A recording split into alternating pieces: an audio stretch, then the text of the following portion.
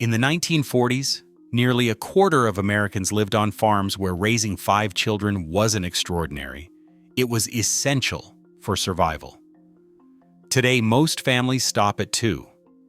What changed in America's structure to turn children from economic lifeline to expensive luxury? The answer begins deep in the soil of the last great family farms and leads somewhere almost nobody expects. In 1940, a quarter of Americans lived and worked on farms, a world where family size was measured not just in names at the dinner table, but in hands needed to keep the land productive. Census records from that year show that farm families averaged 1.2 more children than their urban counterparts, a gap that reflected the relentless labor demands of rural life. On a typical family farm, the rhythm of the year was set by the cycles of planting and harvest, and every child played a role. Boys as young as 7 fed livestock before sunrise. Older siblings drove teams or tractors, and girls gathered eggs, tended gardens, and milked cows.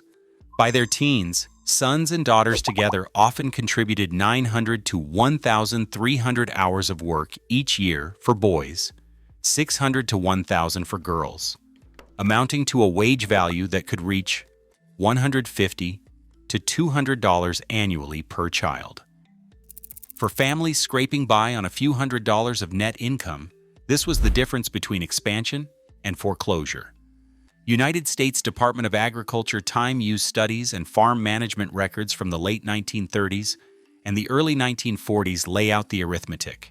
Children under 18 supplied up to a third of all labor hours on many owner-operated farms. When the busiest seasons hit, in planting, haying, and harvest, having 3 or 4 able-bodied children could mean the difference between getting a crop in on time or losing it altogether. For small and mid-sized farms, hiring outside help was often impossible. Credit was tight, wages for hired hands ran 15 to 20 cents an hour, and the cash simply was not there. Instead, families relied on their own, with each child's labor substituting for a hired man, and every additional child making the farm more viable. The structure of American agriculture amplified this incentive. In the Midwest's grain and livestock belt, families with several teenagers could cultivate more acres, keep larger herds, and weather downturns without taking on risky debt. In the South, sharecropping and tenant farming pushed families to rely on even younger children for fieldwork. Where the school calendar bent to the cotton harvest and extra hands meant a better share of the crop.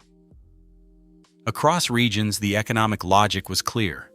More children meant more work accomplished, more food on the table, and a better shot at keeping the land in the family. This was about survival as much as it was about tradition. These were not isolated anecdotes, but patterns visible in census tables and farm diaries of the era. In Iowa, the Thomas family, parents and 7 children, ran their operation with little outside help. The eldest plowed and milked, the middle children hoed corn and gathered eggs, and the youngest fed chickens and helped in the garden. Their story was echoed in thousands of households, where another mouth also meant 2 hands at harvest.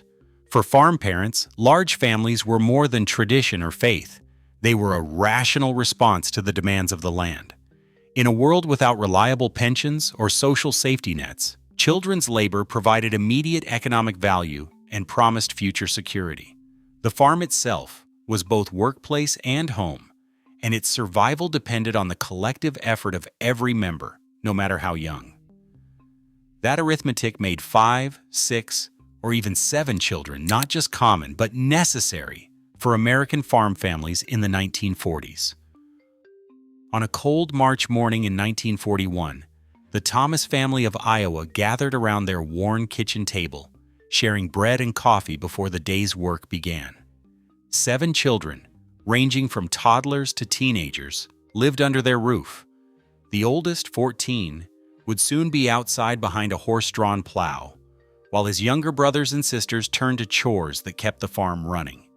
Their father, In an oral history recorded by the Farm Security Administration, explained it simply, that another mouth means two hands come harvest, and that the children would tend them in old age because Social Security would not yet cover farm folk. For families like the Thomases, children were woven into the fabric of survival. The 1940 census shows farm households averaged 1.2 more children than city families, a gap that was no accident. In rural America, the calculus was clear. Children's labor filled gaps left by thin cash and uncertain markets, but their value stretched far beyond the present. Each son and daughter represented not just help in the fields, but insurance for the years ahead. Social Security, signed into law in 1935, offered a new promise of support in old age. Yet for millions of rural Americans, that promise rang hollow. The system excluded farm and domestic workers until the 1950s, leaving most farm families outside its safety net. With no reliable pension, parents looked to their children as their only guarantee against hardship in later years. The expectation was not just that children would work the land, but that they would care for aging parents, keep the farm in the family, and provide shelter and sustenance when frailty set in. This expectation shaped family size in real, measurable ways. Demographers like Stephen Ruggles, drawing on IPUMS census data, have shown that in 1940, rural households with more children were not just more common, but more stable. The economic rationale was hard to ignore. On a small farm, a pair of teenage children could contribute labor worth $150 to $200 a year, an enormous sum when net income might barely clear $500. For families living close to the edge, each child was a hedge against the unknown, a safeguard against the risk that illness or poor harvests could sweep away years of effort. The Thomas family story, echoed in diaries and oral histories across the Midwest, reveals a world where family size was less a matter of sentiment than of strategy. Children were a living pension plan, their hands and hearts binding the generations together. In the absence of government support, the family itself became the only safety net that most rural Americans could trust. By the early 1940s, the path to adulthood for most American women was clear and narrow. Marriage often came early, by age 20 for the average bride, setting the stage for a long span of childbearing years. Census data from 1940 confirms this pattern. Nearly half of all women in their early 20s were already married, and by age 25, almost 3/4 had wed. For many, the question was not if they would have children, but how many. Career options for women remained sharply limited. About 1 in 5 women held clerical jobs, and nearly 1/3 worked in domestic service or as unpaid family labor. The professional world, medicine, law, and engineering, was largely closed off. Even during the labor shortages of World War II, when millions of women took up industrial and government work, these jobs were seen as temporary, a patriotic duty, until the men returned. Once peace arrived, so did a wave of advertising and government messaging urging women to leave the factories behind and focus on home and family. A 1944 Life magazine headline read, "Babies for Victory, Capturing the Spirit of the Times." With marriage beginning so early and few alternatives outside the home, women spent most of their adult lives either pregnant or raising children. The typical American woman in the 1940s faced a potential childbearing window stretching from her late teens to her early 40s, 2 full decades. This long span, combined with limited access to reliable birth control and strong social encouragement to start families young, made large families almost inevitable. The rhythm of life was set not by career milestones, but by the arrival of each new child and the expectation that a full household was both a blessing and a duty. Sunday mornings in the 1940s echoed with calls from pulpits, urging couples to welcome every child as a blessing. In Detroit, Father Charles Coughlin declared that God commands be fruitful and that 5 or more children honored the sacrifice of our sons overseas. Protestant ministers in New York and the Midwest warned that small families threatened the future of church and country, and Jewish leaders after the war spoke of rebuilding a people through new generations. These messages were not confined to sermons. Open a 1947 issue of Life or Ladies' Home Journal, and the imagery is unmistakable. A mother pouring milk at a breakfast table crowded with 4 or 5 children. An ad for water heaters boasting plenty for the whole family, even with a house full of youngsters. The idea of a large family seeped into every corner of American life. Magazine articles praised the big, happy family as the backbone of society. Advertisers assumed 3 or more children as the norm, selling everything from bread to insurance with images of bustling households.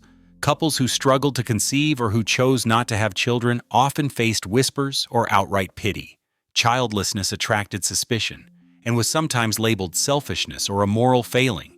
Yet beneath the cheerful images and moral encouragement, a quieter anxiety lingered. The shadow of infant mortality still loomed. In 1950, nearly 29 out of every 1,000 babies born in the United States did not survive their first year. Letters from parents in Chicago and rural Illinois described the heartbreak of losing children to diphtheria or pneumonia. Many families haunted by these losses or by a doctor's warning that 1 in 4 might not survive planned for extra children, hoping enough would reach adulthood. The combination of cultural praise, religious duty, and the real risks of early loss created a powerful current pushing families toward more children, shaping not just ideals, but everyday decisions. The end of World War II brought more than just peace. It opened the door to home ownership for millions of young Americans. In 1944, Congress passed the GI Bill, offering returning veterans a chance to buy a house with little or no down payment, fixed interest rates, and up to 25 years to pay it off. By the early 1950s, more than 4 million veterans had taken out these Veterans Administration-backed loans, transforming the idea of what an American family could afford.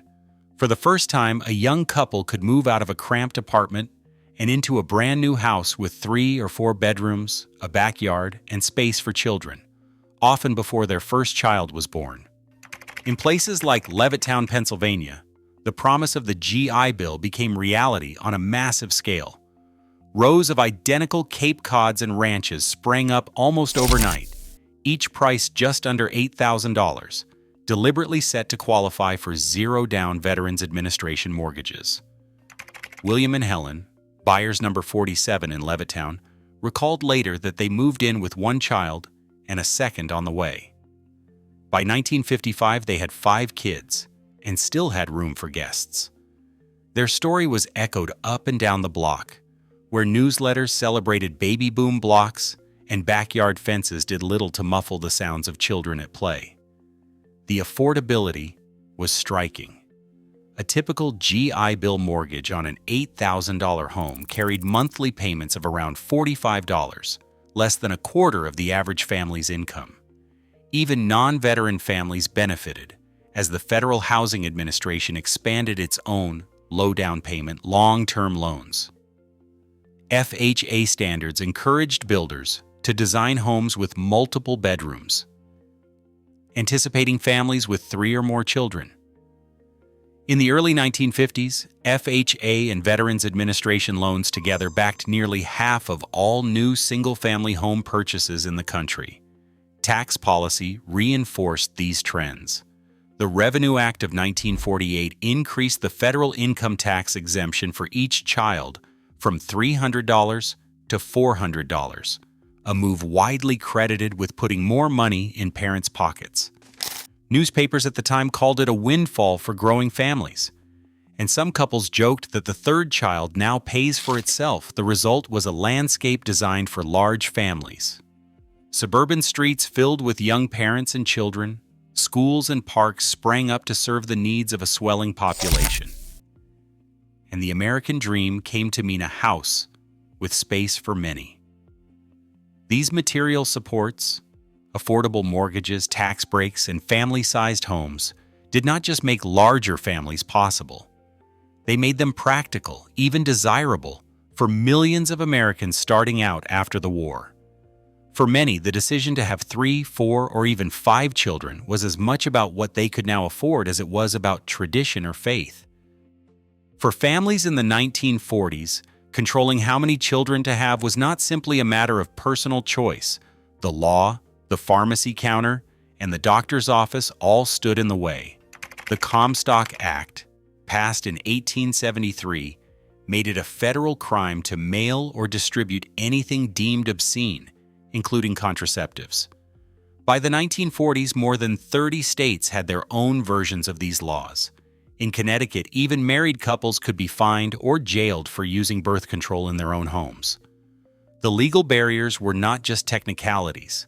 Clinics that tried to provide diaphragms or condoms risked police raids, and the stigma attached to contraception kept many doctors from offering advice. Margaret Sanger's early birth control clinics in New York faced repeated closures. Only after a 1936 federal court ruling could physicians legally prescribe contraceptives for health reasons. And even then, access was mostly limited to urban women who could find a sympathetic doctor. For millions of rural or working-class families, reliable birth control remained out of reach. The most common methods, withdrawal, rhythm, or abstinence, were unreliable and often discouraged by clergy. Condoms and diaphragms, if available, cost the equivalent of a week's groceries and were rarely stocked in small-town pharmacies. In many places, simply asking for them risked public shaming. The result was a country where family planning was largely out of people's hands. The birth control pill did not arrive until 1960. Its approval by the FDA, after years of clinical trials and heated debate, came too late to affect the baby boom. By that time, the United States had already experienced a surge of 76 million births between 1946 and 1964. The pill's arrival was a watershed. But for 2 decades prior, the legal and practical barriers to contraception meant that families grew not by design, but by default. Even after the war, the law kept its grip. In Connecticut, Estelle Griswold, head of the local Planned Parenthood, was arrested in 1961 for opening a clinic that provided birth control to married couples. The Supreme Court decision in Griswold v. Connecticut in 1965 finally struck down laws banning contraception for married people, but by then, the baby boom was already fading. Before these changes, women and men lived with the reality that a single lapse could mean another child. Census and CDC statistics from the era show a direct correlation. In states with stricter laws and fewer clinics, families averaged more children. The demographic impact was profound. The late 1940s saw the total fertility rate climb above 3.6 children per woman, with the number of births rising steadily each year. Without reliable means to limit pregnancies, couples who might have chosen smaller families had little recourse.